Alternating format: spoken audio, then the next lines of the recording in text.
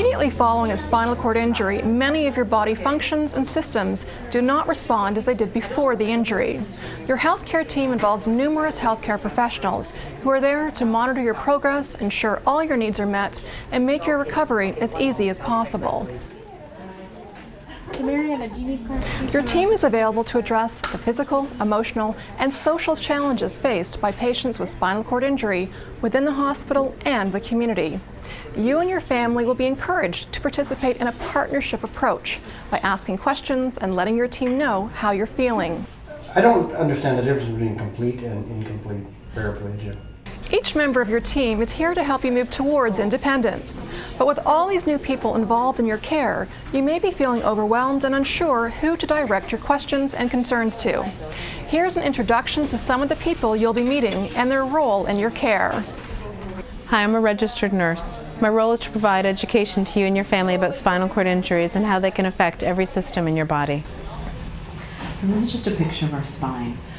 The cervical part up at the top, your thoracic region and your lumbar region, which is where your injury is. Over the next few weeks, I'll explain your injuries and surgeries to you, as well as provide information about the next steps in your journey. And when you're ready, we can discuss your level of injury and the implication it may hold for your future. So when you come home, everything will be The acute phase of your recovery can be like a roller coaster. You'll have good days as well as bad days. And I encourage you to please ask questions about anything you don't understand. The more information you have, the better you'll be able to direct your own care and keep yourself safe from complications in the long run. Hi, I'm a physiotherapist. I'll be working with you over the next few weeks to regain as much mobility and independence as possible. Keeping your muscles stretched is really important. Be working on stretching your lower extremities, particularly so that you don't have any problems with muscle spasms. Once your muscles get short, it triggers the stretch reflex and you'll end up having a lot more spasm. Okay, so keep your elbows tucked in there. Then we want to strengthen up the muscles that you do have, particularly your upper limbs. That's really good. And that's going to be important in your transfers and rolling in bed, your activities in bed. And then with transfers to the chair. Okay, one. You also need strong arms to be able to push your wheelchair.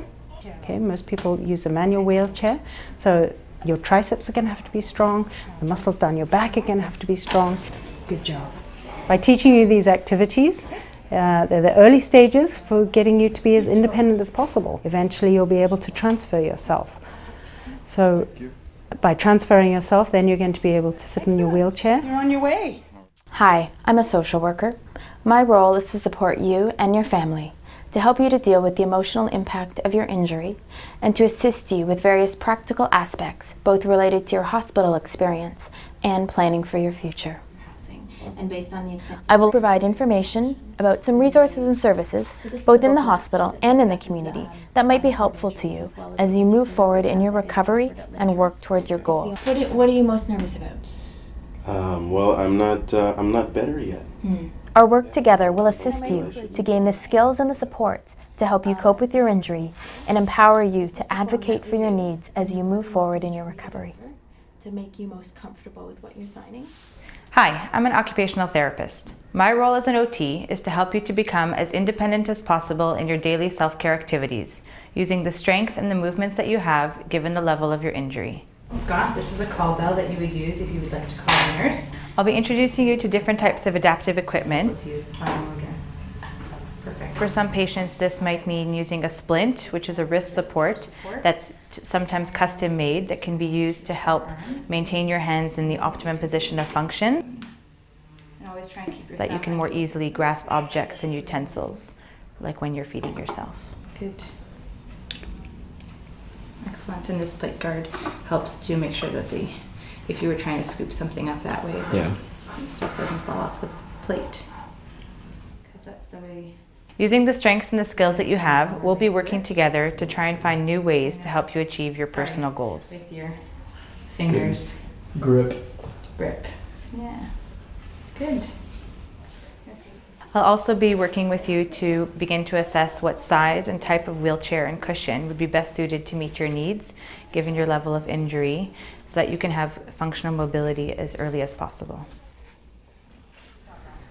As you progress in the coming weeks, the emphasis of care will change from a close monitoring of your physical health to exploring what you can do with the function you have and how you can adapt your prior strengths and skills towards your new goals. For a full list of other healthcare professionals and the role they'll be playing on your rehabilitation team, please consult your After and Beyond Spinal Cord Injury Journal.